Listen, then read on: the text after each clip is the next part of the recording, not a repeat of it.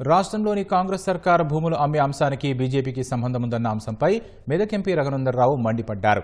10 ఏళ్ల పాటు అధికారంలో ఉండి భూములు అమ్మి అప్పులు తెచ్చుకున్నప్పుడు బీజేపీ సహకారం లేదా, అప్పుడు ఎందుకు చెప్పలేదంటూ నిలదీశారు.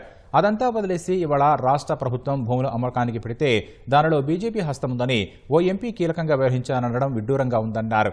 రాష్ట్రానికి అవసరం ఉంటే కేంద్రం లోన్ ఇస్తుందని స్పష్టం చేశారు. లోన్ల విషయంలో బీఆర్ఎస్ పార్టీ రాద్ధాంతం చేయొద్దని సూచించారు.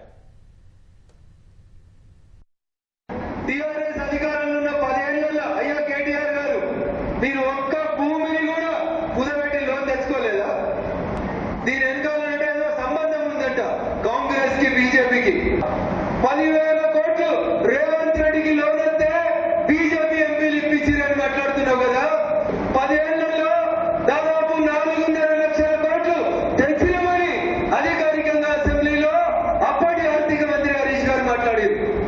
మరి అప్పుడు ఏ బీజేపీ ఎంపీలు సపోర్ట్ చేసింది?